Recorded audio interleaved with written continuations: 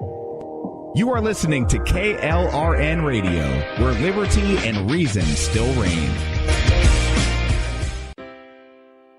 Most writers and radio show hosts know that to connect with your fans, you need to do more than just write books or record the latest podcasts. There are many different elements that go into forming an online platform, but there are also many hidden traps. To make matters worse, solid advice on how to survive the muddy waters is scarce. In the book Hidden Traps, I talk about some of the important issues of working with an online platform, highlighting traps that could put your physical or internet security at risk, or be harmful to your reputation. Are your social media posts just links with a few disjointed words, making you look like someone who can't complete a sentence?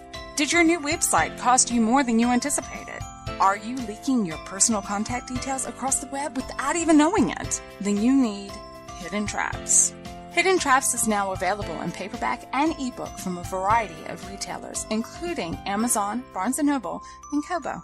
Visit blackwolfpublications.com for more details.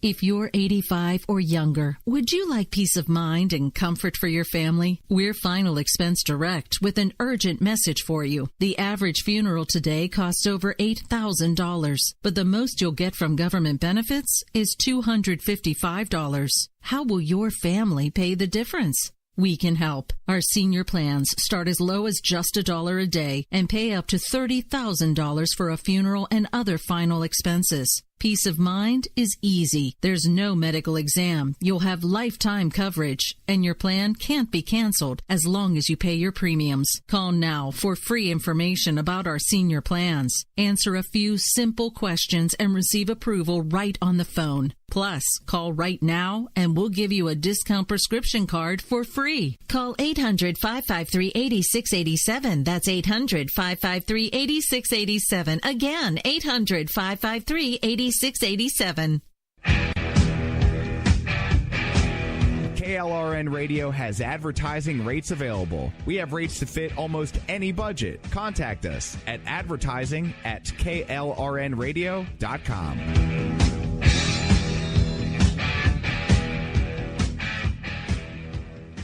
Everyone loves liberty. Our rights come from God, not the government. So why are you letting other people tell you what's best for your healthcare? Exercise your freedom with Liberty Health Share. Liberty Health Share is a community of people who voluntarily share one another's medical costs. Liberty Health Share is founded on the idea that most people truly want to help one another. Healthcare sharing allows members to do just that as a true community that supports one another in times of need. Liberty believes people should make decisions for themselves and their families. Members are able to take back the freedom to make their own decisions about their healthcare. Freedom from guilt or doubt about how your money is used. You have the freedom to direct your healthcare, not to be dictated to by bureaucrats. Stop letting others tell you what to do and join a community of like-minded people. Exercise your freedom. Join Liberty Health Share and take back the control of your healthcare while helping those around you. Call Liberty at 855-58-LIBERTY. Again, that's 855-58-LIBERTY for more information, or you can check them out at libertyhealthshare.org. Again, that's libertyhealthshare.org. My son was in the Army back during Desert Storm, but even then he wanted an MBA. He looked at a dozen schools, but only one offered the online education and flexibility he needed while he was in a tent in Iraq. Grantham University. Turns out that Grantham's been delivering affordable, relevant college and advanced degrees for over 65 years. Heck, if they can deliver a quality education to a soldier in a tent overseas, think about the flexibility Grantham can offer you so you can earn your degree too. It doesn't matter how complicated or full your life is. If getting a degree is on your bucket list, you'll want to do what my son did. You'll want to call Grantham. Find out how easy it is to get started on your education so you can check that college degree off your bucket list. Call Grantham right now. 800-910-1370. That's 800-910-1370. Flexible, affordable, relevant. Call 800-910-1370. At St. Jude, a family never sees a bill at all. It's like the world has been lifted off of your shoulders. St. Jude Children's Research Hospital. Finding cures, saving children. Learn more at stjude.org. Sometimes writers feel lost, unsure why a passage may not be working. It takes another set of eyes to help us nurture our writing into full maturity. At Black Wolf Editorial Services, we strive to enable writers to develop and grow, offering manuscript critiques and line edits through a mentoring editorial style. We also offer assistance on generating a writer's bio for your websites. Black Wolf Editorial Services, nurturing your writing into maturity. For a full list of services, visit blackwolfeditorial.com. You're listening to the Spark Radio Network, internet radio like you've never heard before. Innovation, creativity, and imagination are all said to begin with a spark. So fasten your seatbelt and take the ride of your life and listen for the spark. Keep on doing what you do, Rick. You're my favorite host. Favorite host.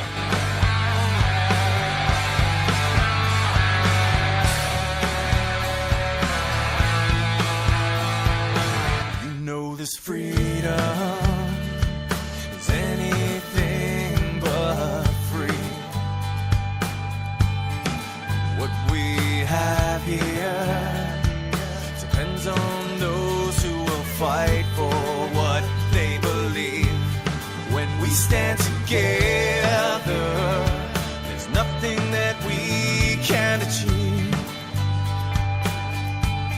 This nation of people standing as one in the name of liberty. All right, folks, happy Thursday night. Welcome back. This is the America Off the Rails show, off of a bit of an extended hiatus. I am joined this evening by my usual Thursday night co-host, Mr. Social Claude. I know I don't have to add the Mr. I like to add the Mr., but that's okay. So how you been? We haven't talked in a while. Things have been crazy where I'm at. So how are things with you? Oh, I think pretty good. And you can call me Mr. Call me whatever you want. Just as long as I don't call you late for dinner? Yeah. That sounds good. Or we could always go with the airplane bit. You know, you can call me whatever you want, but just don't call me Shirley. Oh, yeah. All right, so anyway. So lots of stuff to talk about tonight. Of course, there's been lots of things going on in the news while I kind of unplugged and dealt with family issues and now dealing with other things and lots of other fun stuff that shall not be mentioned on the air. But most of you do know about the passing of my grandfather. That happened actually a week ago yesterday. He was buried on Monday. It was a fairly good service. I wasn't that impressed with the guy that did the eulogy, but you know, I wasn't my decision. The Patriot Guard was there. Unbeknownst to a lot of folks in my family, somehow I was one of the only people that knew this. I guess probably because he told me at some point, and I kind of remembered it. But most of the folks in my family weren't aware that my grandfather was a Purple Heart recipient, so they were kind of blown away when the Patriot Guard showed up and they started reciting all these things about what he did and where he did them, and then the flag presentation and all of the above. Because he was only in the military for about a year and he never really talked about it. Well, the reason he was only in there for a year was because he was actually wounded to the point where they had to discharge him. And he didn't talk to anybody about it, but I guess at some point when I was younger, he must have mentioned it to me or somebody had, because everybody's like all surprised that he was a Purple Heart recipient because he never talked about it. I'm like, well, I knew that. And everybody's like, shut up, there's no way you knew that. I'm like, yeah, I did. But anyway, so that was an interesting thing for the family, and it was a good service. It's sad that he's gone, but at the same time, I didn't realize how frail he had gotten, because over the last couple of years, dementia had really set in really, really badly, to the point where, you know, people were having to feed him and take care of him, and he could barely stay lucid for more than 15, 20 minutes at a time. But, you know, when I saw him, I still saw Granddad. I didn't realize how frail he was until I saw some of the older pictures of him before the dementia had really taken hold. And then I realized exactly how weak and frail that he had gotten. So in some ways, while I was sad, and I mean, I still am, yesterday was actually really hard because it was like exactly a week since he'd passed. And so it was hard, probably even harder yesterday than it was at the funeral. But, you know, but then I stop and think, you know, I can be sad because he's gone, because, you know, now I don't get any more time with him. But at the same time, he's not here anymore, and he's not suffering the way that he has been for the last 3 years. His quality of life was terrible.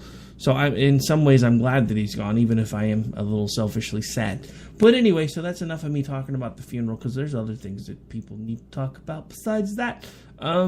Actually, we're going to be coming up on a break here pretty quick. So you got anything you want to add real quick before we start pushing through that first commercial? just I'm grateful that your grandfather served, even for for that short time, and that's kind of a nice surprise, I would think, for the family to learn that he received the Purple Heart. Oh yeah, well it was funny because all of his the kids that were left, because he had 4 children total. One of them's already passed away. That was my Uncle Calvin, who actually was the youngest of the 4 children. He just didn't take very good care of himself after Vietnam. He just never really came back the same. But the funny thing is, he told all of the children, because he had scars on his back and nobody knew what they were from. And what he would tell the children when they were younger was that when he was a young man, he had gotten a sunburn and a billy goat had charged him and gored him. Something to do with, I guess he tried to, he told the kids it was like a bull. They don't like the color red. So that's all they were ever told about the scars that were on his back. And they heard the Purple Heart thing and they're like, oh my God, see, I knew those weren't billy goat scars. And I'm like, he actually told you that? But yeah, so that was another little interesting thing there. All right, so let's go ahead and get the first break out of the way so we can say that we've actually done that. When we come back, we'll actually start talking about the political type stuff. Hang on, right now my computer's fighting with me. There we go. All right, so we're going to go ahead and get the very first break out of the way. We'll be back here in about 60 seconds. This is America Off the Rails live right now on KLRNradio.com, where liberty and reason still reign. We'll be back in just about a minute. You're out here acting so tough, and now I'm calling your bluff. Black hoods and no faces. Everyone loves liberty. Our rights come from God, not the government. So why are you letting other people tell you what's best for your health care? Exercise your freedom with Liberty Health Share. Liberty Health Share is a community of people who voluntarily share one another's medical costs. Liberty Health Share is founded on the idea that most people truly want to help one another. Healthcare sharing allows members to do just that as a true community that supports one another in times of need. Liberty believes people should make decisions for themselves and their families. Members are able to take back the freedom to make their own decisions about their health care. Freedom from guilt or doubt about how your money is used. You have the freedom to direct your health care, not to be dictated to by bureaucrats. Stop letting others tell you what to do and join a community of like-minded people. Exercise your freedom. Join Liberty Health Share and take back the control of your health care while helping those around you. Call Liberty at 855-58-LIBERTY. Again, that's 855-58-LIBERTY for more information, or you can check them out at libertyhealthshare.org. Again, that's libertyhealthshare.org.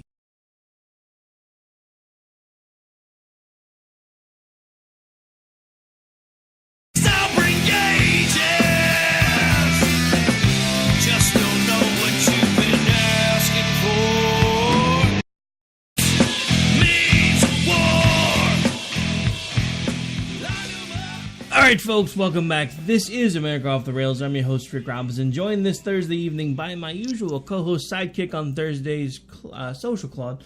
We're actually going to kick off the show talking about a topic that some of you have started hearing about on social media. There was a recent verdict, as of, I believe, today in California, that has led me to believe that folks in California should no longer be allowed to serve on juries.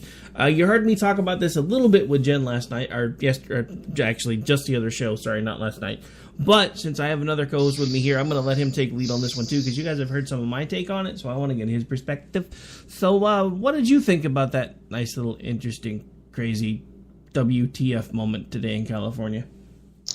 Well, I agree with you about the people in California and juries, but well, my initial reaction is surprise that there wasn't at least a manslaughter conviction. I'm wondering if maybe the prosecutors overcharged, and in this highly politicized climate, that the jury basically nullified and gave this guy a break, and he didn't deserve one. I don't think I'm not a lawyer, but I don't think a murder charge was justified. I think the proper verdict would have been manslaughter, or one of the flavors of manslaughter. I'm not sure how it is in California, but I did have a thought about, what should happen next. And as I was kind of gathering my thoughts during the break, I read that the family, the Steinle family, wants to just move on. And I'll still say what I was thinking anyway. I'm wondering if there's some kind of criminal and or civil liability to the the government out there that allowed this guy sanctuary. My understanding is that he was kind of caught up in that whole sanctuary policy. And I'm wondering if there's a civil rights violation of the victim here, and there could be prosecutions of some of these government officials. Maybe Attorney General Sessions happens to be tuning in, and so that's my request. At least look into that. Obviously, if the family doesn't want this to go any further, fine. I respect that, but that's kind of what I was thinking of, because this to me is a miscarriage of justice. There was no justice here, not for the family. All right, so for those that might be just tuning in, let me give you a bit of my take on this. So here's my problem with all of this. They let all of the other charges that were on the table slide, and basically they convicted him of illegal possession of a firearm. So 1, we've put him in possession of the gun. 2, we know this is the gun that killed her. 3, we know by ballistics that it probably wasn't in a threatening manner, but at some point the weapon was discharged and the bullet found its mark.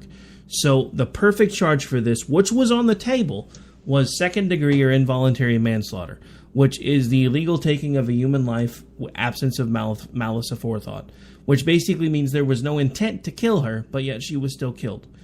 The fact that he was in illegal possession of a firearm, discharged the firearm, and managed to kill her, that is exactly what that charge exists for, and I don't understand, because that was one of the charges that was on the table.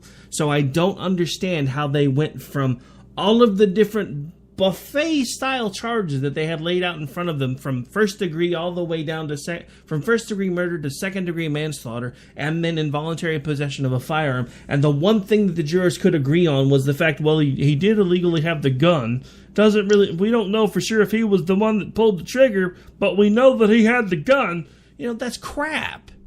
I mean, this was a cut and dry case. This is somebody that's been in and out of this country illegally 4, 5, 6, 7 times. Been deported how many times? Keeps coming back. Somehow managed to get a firearm even though he's not supposed to have one, because he's not even supposed to be here in the first place, so he shouldn't be legally or illegally carrying a firearm. Discharges the weapon, kills this woman, and basically gets a 3-year slap on the wrist. This is a problem in this country. Along with everything else that I've seen coming out of the news today, this is really starting to make me upset, because we have a Republican majority in the Senate, we have a Republican majority in the House, we have a Republican president, yet we can't seem to get anything done in D.C. Now we have a complete and total miscarriage of justice in California. I'm tired of all of this, because this is not how this country is supposed to work. There is a rule of law for a reason, and we need to get back to that. I understand that we're a bunch of needy, Nancy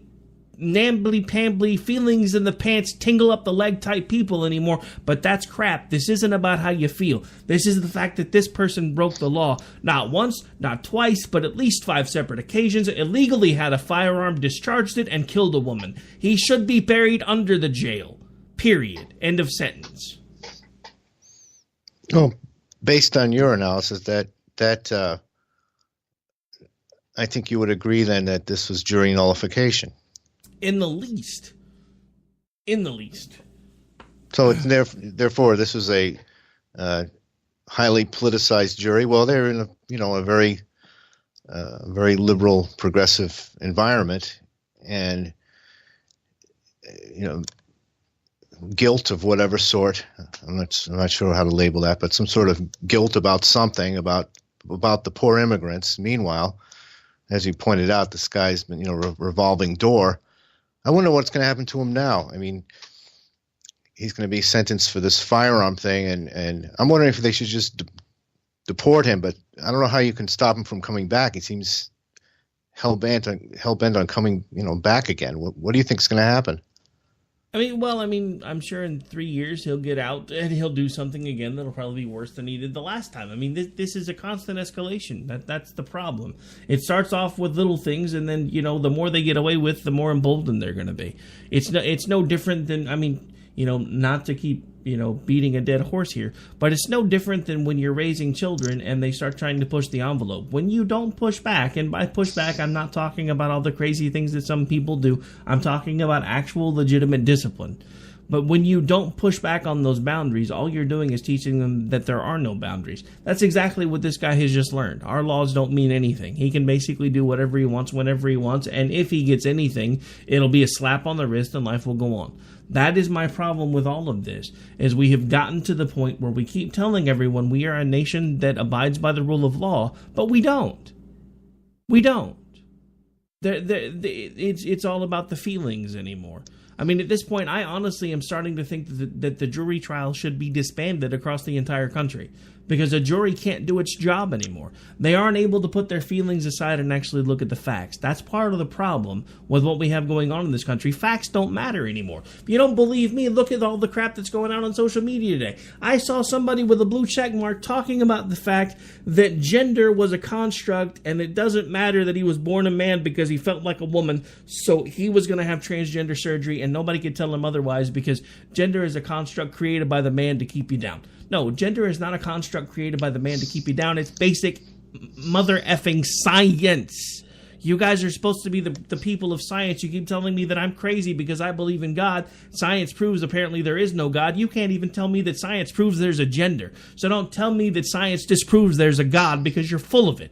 But the thing about all of this is we keep listening to all these people. We are watching relativism come to fruit in this country, and it's very, very dangerous, because when everything becomes relative, then nothing matters anymore. This is another case of relativism, because this jury, I guarantee you, was looking at this poor man who was just trying to come into this country to give himself a better life, and he was being oppressed and held down by the patriarchy, man. It's all the government's fault. It's this blasted patriarchy, and he's just a good old misunderstood immigrant trying to make things better. So they're going to give him a break, and that's my problem with all of this, because that's what happens now.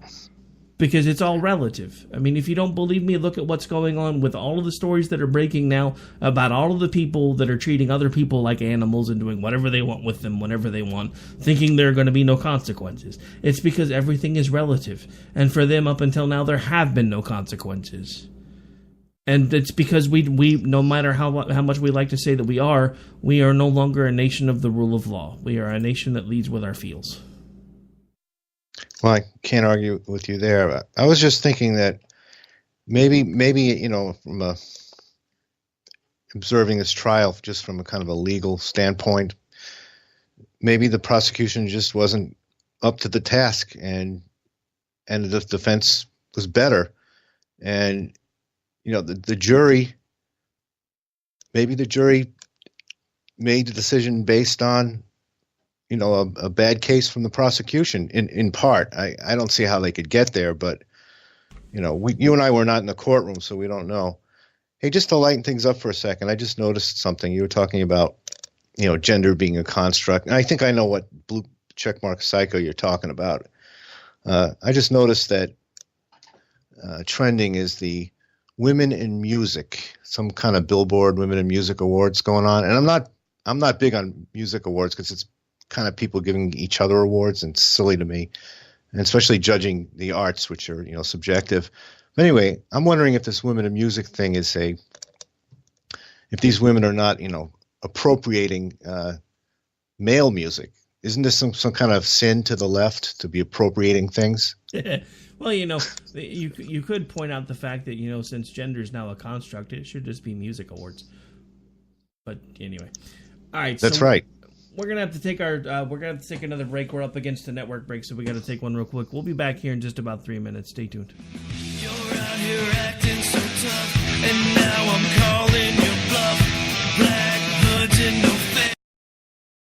My son was in the Army back during Desert Storm, but even then he wanted an MBA. He looked at a dozen schools, but only one offered the online education and flexibility he needed while he was in a tent in Iraq. Grantham University. Turns out that Grantham's been delivering affordable, relevant college and advanced degrees for over 65 years. Heck, if they can deliver a quality education to a soldier in a tent overseas, think about the flexibility Grantham can offer you so you can earn your degree too. It doesn't matter how complicated or full your life is. If getting a degree is on your bucket list, you'll want to do what my son did. you'll want to call Grantham. Find out how easy it is to get started on your education so you can check that college degree off your bucket list. Call Grantham right now, 800-910-1370. That's 800-910-1370.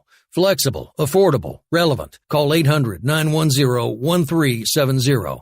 Tired of paying outrageous prices for Viagra? Well, we have great news for you. Now you can finally get Viagra at huge discounts. Healthy Man allows you to save up to $500 on Viagra. Why pay U.S. pharmacy prices of $15 per pill or more when you can get Viagra for less than $3 a pill? Call today and get 40 Viagra pills for only $99. This can cost as much as $600 at your local pharmacy. You can't afford not to call us. If you want Viagra at the lowest prices, never pay $15 a pill pharmacy prices again. Get Viagra for less than $3 a pill. Call 1-800-516-7602 today and save up to $500 and get 40 pills for just $99. Healthy Man is fast, easy, and affordable. Operators are waiting at 1-800-516-7602 to take your call right now. Call 1-800-516-7602. That's 1-800-516-7602. Again, 1-800-516-7602.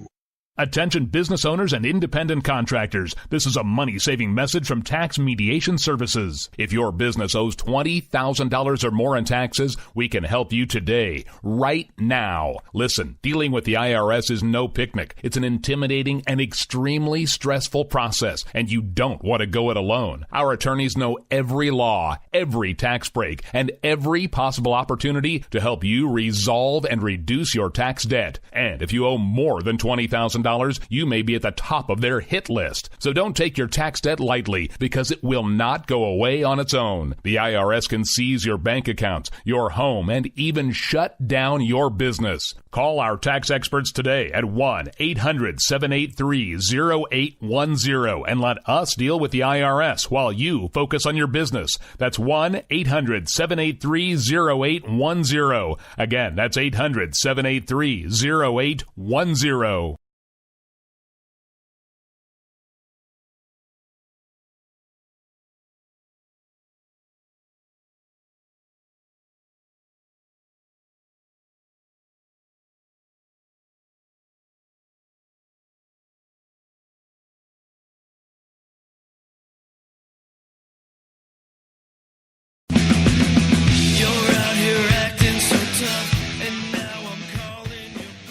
All right, folks, welcome back. Well, we've got just a couple of minutes to the bottom of the other break. We're probably going to push that one out just a bit. That way we can talk for about 3 or 4 minutes before we got to take the next one.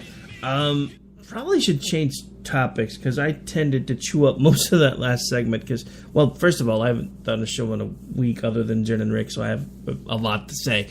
And that's one of my venting things, is the fact that, that thing in California has really ticked me off. But, this next topic probably isn't going to help much either.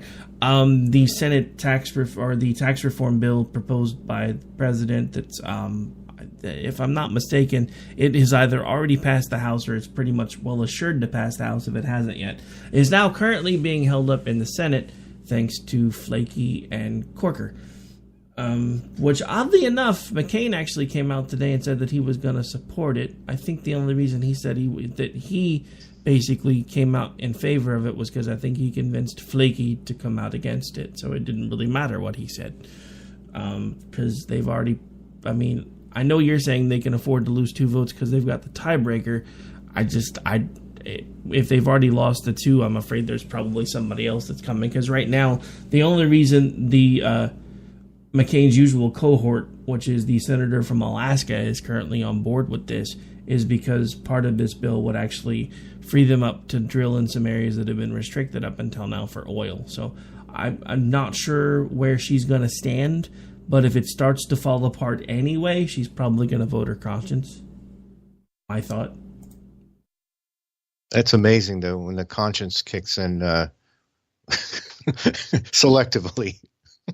Well, in politics, it always kicks in selectively, let's be honest. Most of the time when these people are doing something, it's not really about what's best for the country, but it's what they can get for their constituency.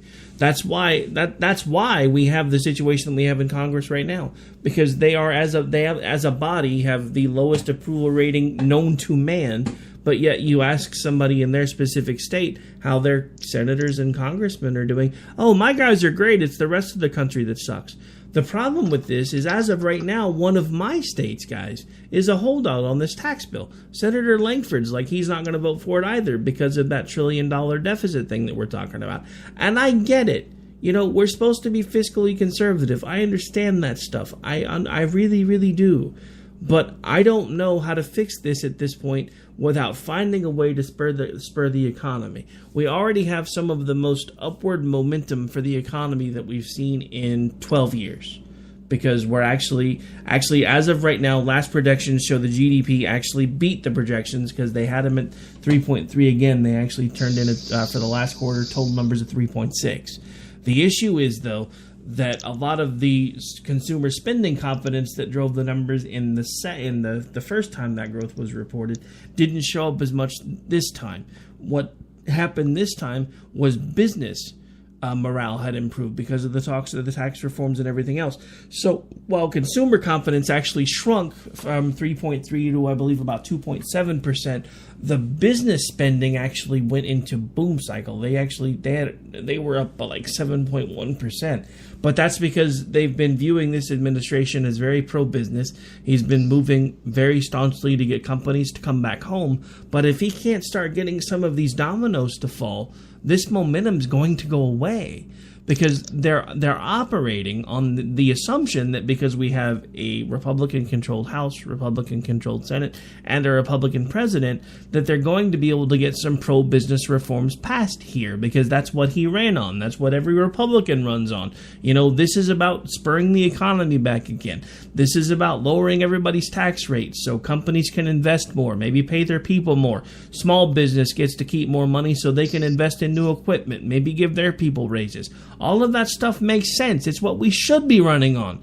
But even though it's what they ran on, it's not what they're doing. And that's what has me worried right now because we have momentum. But the problem is they aren't delivering to keep the momentum going, and eventually it's going to stall. Well, that's sad but true. I was thinking the same thing before, that the economy right now is booming out of sheer optimism, and you're right. If they can't manage to pass this bill, and then by the way, the House did pass their version, so if the Senate manages to pass this, I guess both sides of Senate and House have agreed that it would go to a conference, and then they have to iron out the differences and vote again. But the House keeps doing their job and the Senate does not. I'm wondering if this fails, if Mitch McConnell needs to go. I think so. What do you think? I think Mitch McConnell's needed to go since before the Stone Age. Oh wait, I'm sorry. Did I say that out loud? But yeah, so in all seriousness, Mitch McConnell's somebody that's needed to go for a while. There's lots of things that need to change in the Senate. McCain needs to go. I respect him for his service. I would never down him for that, but he hasn't had his constituents' best interest at heart since he lost the election. He became a bitter old man in 2008, and it's never changed. He no longer cares about the people that put him in office. That was apparent because in 2012, when he thought he was going to lose, he brought it home by screaming, give me one more shot, and I'll finish the fence for Arizona. And then he gets reelected, and he's like, what fence? That was when I've been in between the fact that he couldn't bring it home in 2008. I saw a completely different side to him after he lost in 2008, and I saw him blatantly lie to his constituency.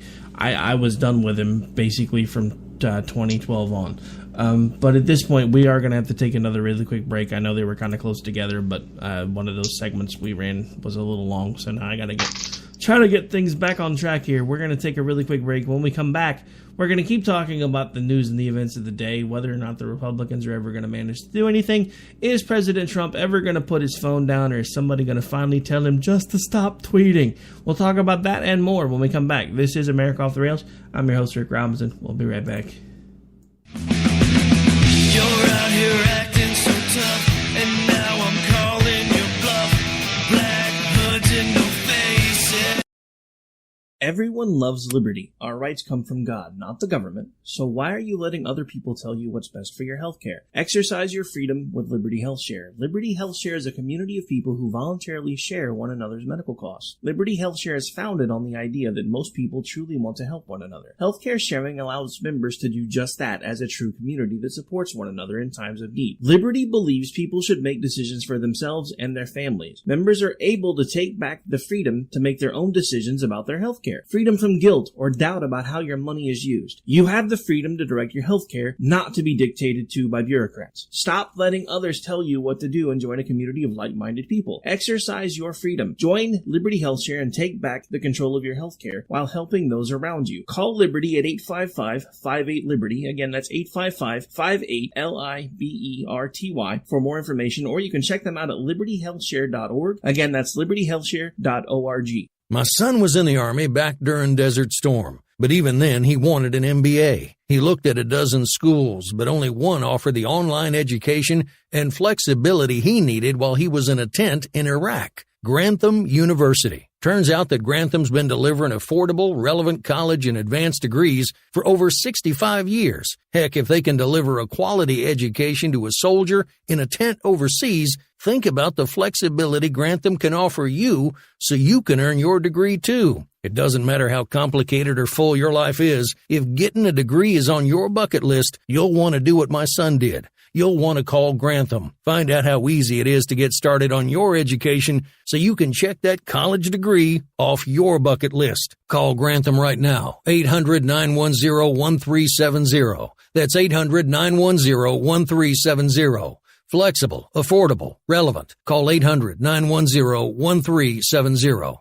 Tired of paying outrageous prices for Viagra? Well, we have great news for you. Now you can finally get Viagra at huge discounts. Healthy Man allows you to save up to $500 on Viagra. Why pay U.S. pharmacy prices of $15 per pill or more when you can get Viagra for less than $3 a pill? Call today and get 40 Viagra pills for only $99. This can cost as much as $600 at your local pharmacy. You can't afford not to call us. If you want Viagra at the lowest prices, never pay $15 a pill pharmacy prices again. Get Viagra for less than $3 a pill. Call 1-800-516-7602 today and save up to $500 and get 40 pills for just $99. Healthy Man is fast, easy, and affordable. Operators are waiting at 1-800-516-7602 to take your call right now. Call 1-800-516-7602. That's 1-800-516-7602. Again, 1-800-516-7602.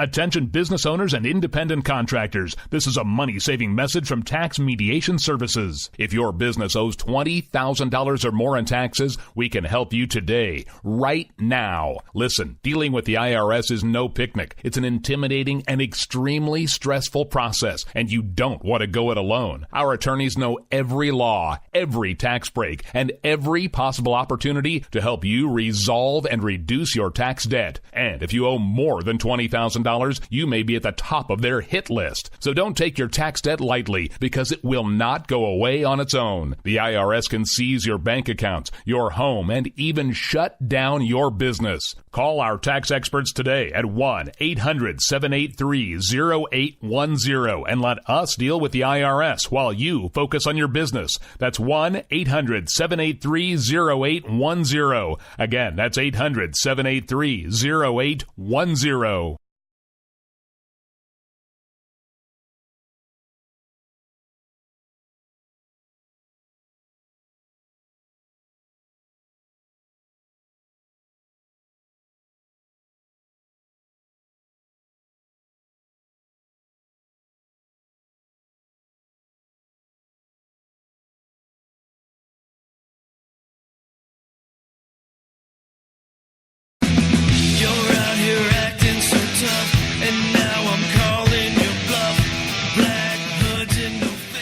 Sorry, folks, I'm frantically researching stuff during the commercials, and I realized we missed the mark coming back, so I hope there wasn't dead air for that long. Anyway, we're back, we're live. This is America Off the Rails. I'm your host, Rick Robinson. 4-minute breaks, they sound really long when you're thinking about the fact that you're not going to be talking for 4 minutes, and then you try to do a little research and you realize it's been like 4.5, and you're like, oh, nothing's playing. We should come back now. All right. So anyway, welcome back. We are through the bottom of the hour at this point, and well, we've been kind of all over the place tonight. But one of the things that we were talking about during the break is, well, there's actually a few different axioms that are along the same lines. Perfect is the enemy of good. Perfection is the enemy of done, and perfection can also be the enemy to progress. I think one of the problems that we have run into in pretty much every aspect of this country is we want everything to be done. We want it all to be done right now, and we want it all to be done perfect. I've seen this rear its head more than once, where there were projects that were trying to get done, other things that were going on, and they couldn't move forward with even starting the projects because they didn't know how they were going to make it perfect. This is starting to happen in politics because and we see it happening at the state level, federal level, all of the above. Nobody's willing, and I know everybody's anti-NFL right now, but stay with me. Nobody's willing to run a play that can get us the first down because they're always wanting to try to score the touchdown.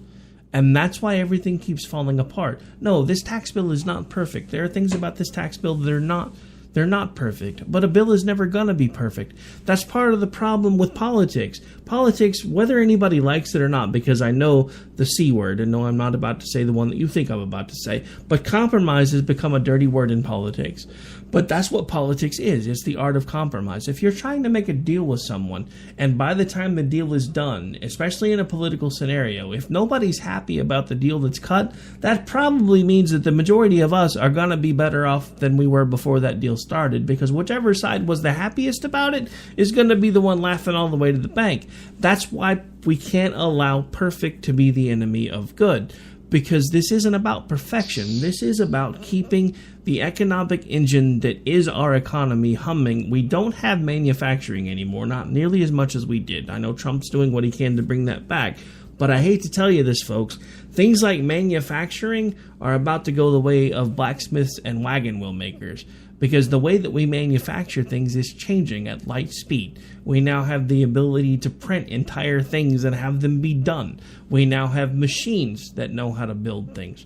We now have I can't even remember what country it is. I think it was Saudi Arabia. Yeah, that was it. It was Saudi Arabia. They have the first fully artificially intelligent created machine that has actually been given the rights of a person in that country. That robot has more rights than women do in that country. So you tell me the world isn't changing. So that's part of the problem. We have been so stymied in making sure that everything is perfect, that everything down to the last detail always works and it's in perfect working order, that we've stopped realizing that we're so stuck on making everything perfect that we're not getting anything done. And there's so many things that are trying to kick loose right now with our economy and everything else that you like him or not, the one thing that he's done, and you can't really give Obama all the credit for it anymore because at this point we're starting to swing into Trump policies. And we are still seeing economic growth like we haven't seen in the last 12 years. But a lot of it is based on consumer and business confidence. We were talking about that in the last segment. If we don't keep things moving in the right direction, that momentum is going to stall. The momentum is then going to fall, and we'll be back down to anemic 1.2, 1.3, 1.7 GDP before we realize what's happened. And that shouldn't be happening right now because we have everything in place that we need. We have a Congress that says they want to fix the tax code. I mean, they're not just talking. I mean, that's the thing, folks. This isn't just a tax cut. This isn't, oh my God, they're trying to bring back Reaganomics, trickle down, blah, blah, blah, blah, blah. That's not even what they're trying to do. I mean, they're trying to streamline the tax code. If they do everything they've been talking about in the bill that passed the House, you're going to be able to file your taxes on what basically is the equivalent of a postage card. Let that sink in for a second. This isn't just about giving you tax breaks. This is about making your life easier. This is about showing you where most of the burden is actually coming from, because the federal government in a lot of places has been subsidizing states' exorbitant tax rates. And that's where a lot of our money has been going, is reimbursing monies back to the state, because people are being taxed a crazy amount. And if the federal government didn't pay the money back to the states, these people couldn't afford to survive. So that's why all of these people in the blue states are like, oh my God, we're going to die, we're going to starve. Because they're starting to realize if all of this passes, they're not going to get their tax breaks on their state taxes anymore. And they don't want that because they don't really, let this sink in for just a second. For those of you in the red states, because we get this shoved down our throats sideways every chance we get, that, the blue states are subsidizing the red states. Based on the information that we're finding out about the tax code, I would say the reverse has been true for quite some time. Because they're taking our tax money and giving it back to them to reimburse them for the fact that their state wants to tax them so much that they couldn't survive if not for these government handouts. That's what's trying to be fixed, and that's why everybody's fighting it. Don't believe the hype. Do the research on your own. I've done it. Most of the numbers lead to the fact that a family of four with an income of usually between anywhere from $30,000 to $45,000 a year could see a tax cut anywhere between about $15,000 to $2,000 a year. That's like getting about $1 an hour pay raise. Let that sink in, just for a moment. Right, and that's supposed to offset the people in the blue states with the the higher taxes because they have more take home to offset it, and that doesn't penalize the other states where they're being fiscally responsible. At least that's my understanding. No, but that's exactly it. But that's why all these Democrats are coming out. Oh my God, this is going to make things harder on the middle class. No, it's only going to make things harder on the middle class in the states where they've stopped paying attention to what your local constituents have been doing to them. That's part of what this is trying to bring about, is for people to realize exactly how bad the tax codes have gotten in some states. Because people don't pay attention to this stuff anymore. Why should they? They pay in all this money in taxes, but then they get big chunks of it back at the end of the year from the federal government because of these subsidies. Why do they care what they're paying in when they get a good chunk of it back?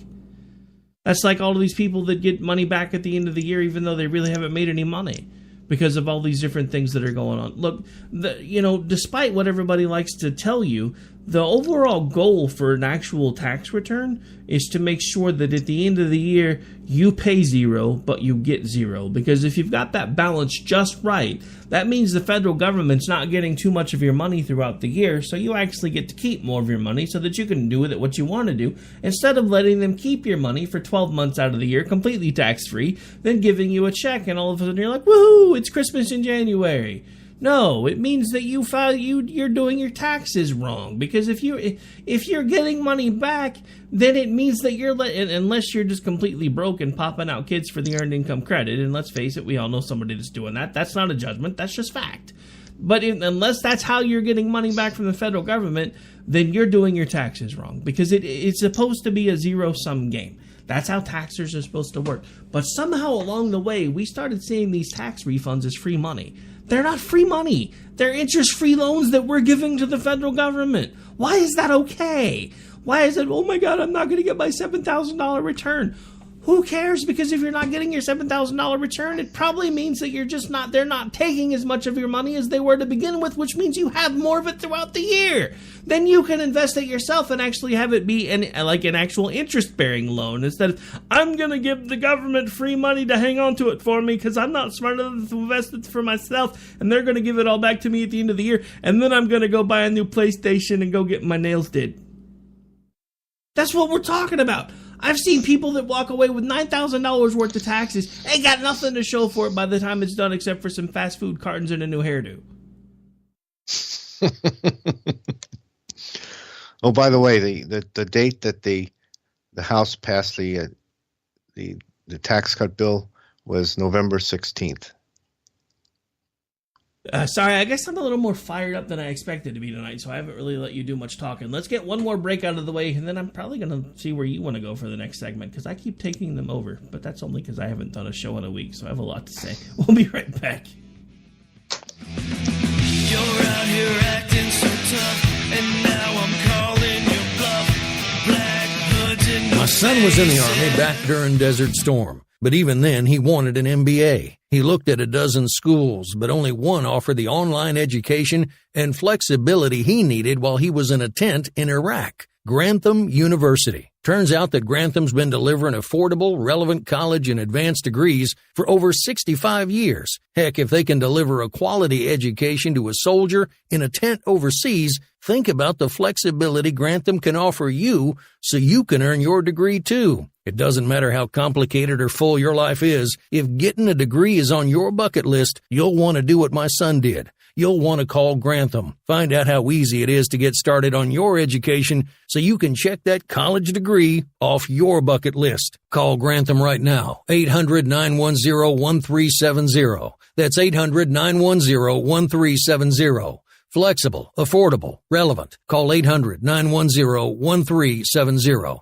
Attention business owners and independent contractors. This is a money-saving message from Tax Mediation Services. If your business owes $20,000 or more in taxes, we can help you today, right now. Listen, dealing with the IRS is no picnic. It's an intimidating and extremely stressful process, and you don't want to go it alone. Our attorneys know every law, every tax break, and every possible opportunity to help you resolve and reduce your tax debt. And if you owe more than $20,000, you may be at the top of their hit list. So don't take your tax debt lightly, because it will not go away on its own. The IRS can seize your bank accounts, your home, and even shut down your business. Call our tax experts today at 1-800-783-0810 and let us deal with the IRS while you focus on your business. That's 1-800-783-0810. Again, that's 800-783-0810.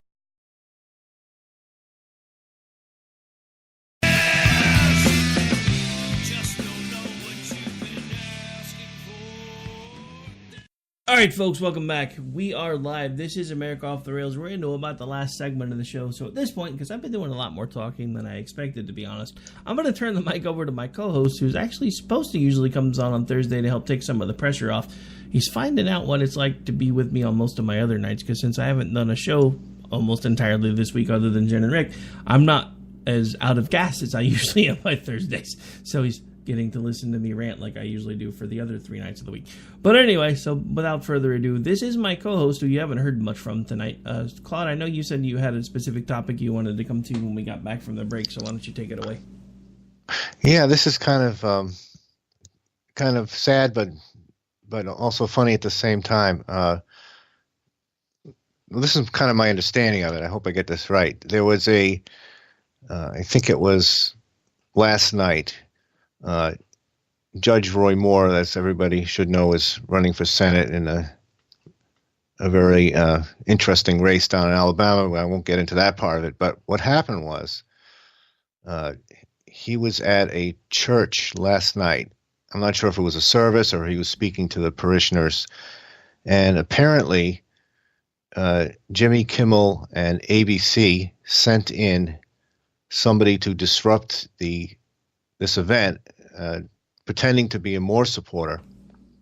And apparently somebody, they did their thing, disrupted it, and then somebody saw this person get into this ABC, I'm not sure if it was labeled that, but an obvious news van. They're usually pretty obvious. It's like a satellite dish on and stuff. So anyway, they got busted, and this morning on Twitter, this kind of exploded, and basically Roy Moore and Jimmy Kimmel were going back and forth with some tweets. But I think it's really pathetic, the length that the left media is willing to go to interfere with this Senate race in Alabama. It's up to the people of Alabama, and they're getting all this noise from these national elites. And I think we should just let that election play itself out. People have information down there, and they want to send him to Washington. That's their call. It's not my call. It's not your call. But anyway, I just thought that was an interesting story. No, it is, but just to go over that one more time real quick, just as a reminder, folks, I don't live in Alabama, so it's none of my business who they send to the Senate. That's why, I'll give my opinion on more, but it doesn't really matter. I've already told you guys up front, based on what I know and based on his the way that he talked about things when he was on a couple of different shows that I've watched, I don't think I'd vote for him if I lived there. I'm not telling anybody in Alabama how to vote, but I don't think I could pull the lever for him, no differently than I couldn't pull the lever for Trump. Because at the time when it came time to vote, he didn't align with what I thought this country should be. In a lot of ways, he still doesn't, but he's president now, so I don't really have a choice but to at least try to show some respect for the office, call him out when he deserves it, give him praise when he doesn't, and go from there. So for me, Moore's kind of the same situation. This isn't like the rest of the things that are coming out with Matt Lauer or, Stuart Smalley. Oh, I'm sorry, that's not really his real name. But you know who I'm talking about. But the Al Franken stuff, there's photographic evidence. There's nothing with Roy Moore that says anything other than he says he didn't do any of these things. So as far as I'm concerned, that still at least equates to innocent until proven guilty as far as, any type of a civil or criminal action. So, I mean, give the guy a break, at least if you're not in Alabama, because your vote doesn't count. You can't vote if you're not in Alabama for Roy Moore or against Roy Moore. But, you'd mentioned, the whole Kimmel thing, bringing out basically somebody to pretend to be a Roy Moore supporter to stir up trouble. This isn't the first time that we've seen opinions start leaking their way into things that should have been media. And I'm not saying Jimmy Kimmel's an actual member of the media, because I don't really consider him that. So him, I'll kind of give a pass. To me, he's like the weekday version of Saturday Night Live. They're not really media. They're just trying to see how many buttons they can press. But the one thing that I did find was interesting was if you look at the New York Times this week, they had put out what was supposed to be an actual news article about this tax reform bill. And they had actually put the numbers of the senators in the bill and advised people in the article that was supposed to be a news article to call their senators to tell them to vote against this bill. That is not what journalism is about. We have this weird amalgamation now between fact-based journalism and opinion-based punditry, because New York Times isn't really always about facts anymore. They have opinion interspersed in there, and that's become a theme pretty much everywhere. And that for somebody who's actually spent some time trying to study journalism. No, I haven't actually taken any of the classes, but because I'm 40-something years old, and who the heck has time to go back to school for a journalism degree? But I've seriously, found some online sources and some other ways to, learn from people that have already done it as to how they do it, what they do it, and how it should be done right. The difference between what I do here every night and what actual journalism is, when you write an actual news story, you're supposed to put that thing right down the center. You're supposed to put the facts out there, let people read them, let them make their own decisions. That's not happening anymore. That doesn't happen on the right-leaning media. It doesn't happen on the left-leaning media. And there really isn't any center-based media, no matter how many times people try to tell you that there are. Because it's all about opinions anymore. And to me, that's one of the biggest problems in this country is when media became about for-profit. And I'm not talking about media like what I do. This has always been about profit. Everybody knows that. Whether you're doing a podcast and you've got ads on the front of it, you're busting your hump to get your numbers up so you can get advertising revenue coming in. However you're doing this, unless you're just doing it to have fun with it, your end-all, be-all goal at some point is to make money off of it. So, while I am a part of the media, I consider myself a media pundit, not a reporter. These people are from the New York Times. And this isn't in their op-ed section. When I publish stuff for folks like the American News folks or American Action News or anywhere else that I publish, most of the time it's in the op-ed section because that's what I write. That's what I'm comfortable with. I can do legitimate news stories, but I don't enjoy doing them. I enjoy doing in print what I do on the radio. But when you have somebody who's a New York Times reporter basically put a little slider in there at the end, give you their slant on it, tell you should be calling these numbers to vote against this tax bill, that's not a news story anymore. That's an opinion piece. And the New York Times should be ashamed of themselves. So should every other paper that puts themselves out as an actual legitimate news source that keeps allowing people to put opinions into the pieces that they are trying to pass off as journalism. One last bit, and then I'll let you close out the last couple of minutes. The other reason I bring this up was because I saw and heard one of the funniest things today.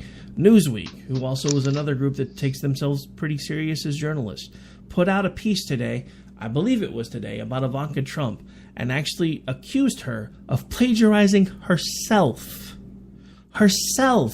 in a recent speech that she had given because she used some of the same language in a recent speech that she had given in China. You can't plagiarize yourself, Newsweek. You keep using that word. I don't think you know what it means. Correct. Plagiarism only applies to stealing other people's words. If I'll say it this way. I've repurposed some of my own words, and I don't tell anybody about it because it's nobody's business. I wrote the original, and I'm reusing it, either in whole or in part. And oh, by the way, they did issue a correction, and they changed the word to borrowed, which is the correct word to use. And even that isn't news because it's making it sound like there's something wrong with that, and there isn't. It's intellectual property is you can do whatever you want with it. If you own it, or if you pay somebody for something and you own it, you can use it for whatever you want. You can reuse it, and they're just being petty and ridiculous, and just basically proving Donald Trump has been right all along. When he first started ranting about fake news, I kind of got what he was saying, but I didn't really get it. It's one of those things. Now I get it. He was right. They had legitimate criticism about him, but they were just making stuff up and accusing the First Lady of plagiarism. And by the way, she's just very gracious First Lady. I've seen her. I've been observing her, and she's phenomenal. And to try to stain her reputation in that way is just unconscionable. No, I completely agree. Actually, she has probably been one of the better First Ladies in my lifetime. She definitely outshines Michelle. But anyway, on that note, folks, we are just about out of time. I'd like to thank everybody for tuning in on the Welcome Back episode. It's been a little over a week. I have missed you guys. I hope you've been tuning in for at least Jen and Rick. We're going to try to get things spun back up full time. I think we're actually starting to toy with the idea of making the America Off the Rails show a little bit earlier. I probably won't even start thinking about that, though, until football season's officially over, because now my son's down a vehicle for now. So I'm back to having to chauffeur to football practice, so it definitely won't be happening probably within at least the next 2 weeks. At least I hope not, because if we're over after Saturday, it means they lost, and I don't want them to lose, because they're one game away from playing for the championship. But on that note, folks, we're out. I'll be back for Robinson and Wright tomorrow night. That one will be on at its usual time. No Friday Night Lights interference on this week, because guess what? Friday Night Lights is on Saturday for the next 2 weeks if we stay in the mix. So I hope you guys have had a great week. I hope everybody enjoyed your Thanksgiving. Don't mind me. I was a bit of a downer over Thanksgiving, but, lost a family member, so it kind of sucked. Want to remind you, folks, you can hang out with my co-host here anytime by following along on Twitter at SocialClaude. And, of course, you can follow along with me at Radio Host Rick. Also, go follow the station. You guys listen. We get like hundreds of thousands of hits on some of this stuff, and we only have like 600 people following the station right now. Come on, go show at KLRN Radio some love. Go find us on Facebook too, because we're there. All right, we're out, folks. Say good night, Claude. Good night.